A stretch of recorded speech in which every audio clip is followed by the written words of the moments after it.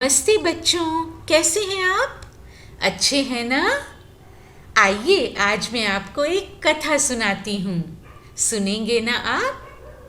बच्चों, जैसा कि आप जानते हैं, आज सारा विश्व कोरोना वायरस की महामारी के प्रकोप के कारण असामान्य जीवन व्यतीत कर रहा है। इस जीवन में कभी कभी हम बहुत उदास हो जाते हैं, कभी कभी हम बहुत नाराज हो जाते हैं, कभी कभी हम व्याकुल होने लगते हैं और कभी कभी हम डर जाते हैं। कभी कभी हम तनाव में, दबाव में आ जाते हैं और कभी कभी निराशा के घनघोर बादल हमें घेर लेते हैं। कभी कभी हम एकाकीपन, अकेलापन महसूस करते हैं। इन्हीं मनोदशाओं को ध्यान में रखते हुए मानव संसाधन मंत्रालय, भारत सरकार ने मनोदर्पण नामक कार्यक्रम आरंभ किया है। यह कार्यक्रम विद्यार्थियों, शिक्षकों और अभिभावकों के मानसिक और भावनात्मक स्वास्थ्य और कल्याण के लिए आरंभ किया गया है। इसी कार्यक्रम के अंतर्गत आज मैं आपको एक कथा सुनाने जा रही हूँ। एक बार की बात है, एक युवती एयरपोर्ट पर अपनी फ्लाइट की प्रतीक्षा कर रही थी। उसने सोचा उसकी फ्लाइट आने में अभी काफ़ी समय बाकी है, क्यों ना एक पुस्तक खरीद ली जाए। उसने एक पुस्तक खरीदी और पुस्तक के साथ साथ उसने बिस्किट का एक पैकेट भी खरीद लिया।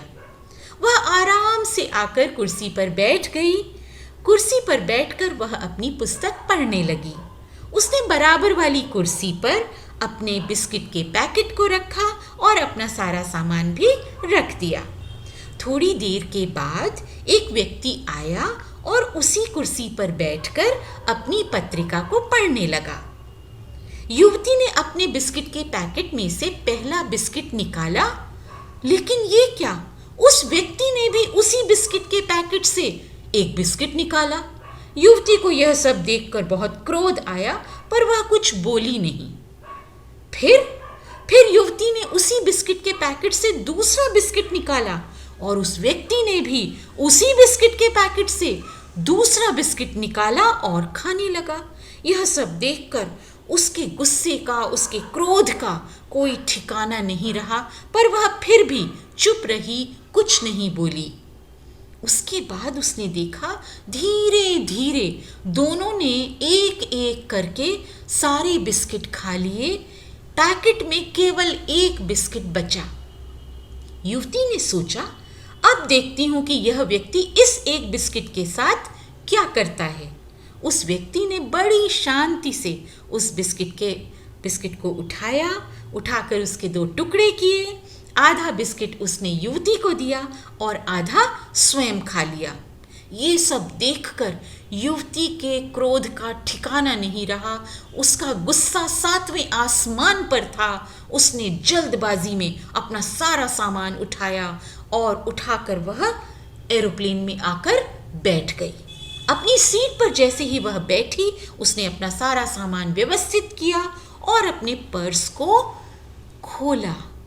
उसने जैसे ही अपना पर्स खोला, उसके आश्चर्य का ठिकाना नहीं रहा, क्योंकि उसने देखा कि उसके पर्स में बिस्किट का पैकेट रखा हुआ था, जिसे उसने अभी तक न तो खोला था और न ही छुआ था। उसको बहुत शर्म आई, बहुत संकोच हुआ। उसे ये पता चल गया कि वह गलत थी जब वह बराबर में बैठे हुए व्यक्ति के विषय में एक धारणा बना रही थी, और वह भूल चुकी थी कि उसने अपने बिस्किट के पैकेट को अपने पर्स में रख दिया है, और जिस बिस्किट के पैकेट से वह बिस्किट खा रही है वह उसका नहीं बल्कि उस दूसरे व्यक्ति का है। और वह व्यक्ति इतना शालीन, इतना शांत कि उसने बिना क्रोधित हुए अपने बिस्किट के पैकेट से उसे बिस्किट खाने दिए और कुछ नहीं कहा। उसे अपने ऊपर अब गुस्सा आ रहा था और उसने सोचा कि मैं कैसे माफ़ी मांग सकती हूँ, कैसे मैं क्षमा मांग सकती हूँ। लेकिन वह व्यक्ति तो किसी दूसरी फ्लाइट में जा चुका था। अब उसके पास समय नहीं था कि वह किसी से क्षमा मांग सके, अपनी गलती का एहसास कर सके, पश्चाताप कर सके, अपनी भावनाओं को व्यक्त कर सके। बच्चों, इस कहानी से हमें यह शिक्षा मिलती है कि 4 चीज़ें कभी भी वापस नहीं आती। पहला, बीता हुआ समय। बच्चों, समय को न जाने दो, समय का सदुपयोग करो। दूसरा, फेंका हुआ पत्थर। बच्चों, पत्थर फेंको तो सही दिशा में फेंको, क्योंकि यदि किसी को चोट लग जाएगी तो वह कभी भी वापस नहीं आएगा, उसकी क्षतिपूर्ति कभी नहीं होगी।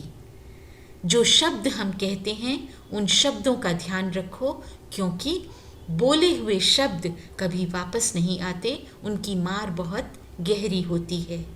बीता हुआ अवसर। बच्चों, जीवन में जो भी अवसर आए आगे बढ़ने का, उस अवसर को कभी मत खोना, क्योंकि बीता हुआ अवसर कभी वापस नहीं आता है।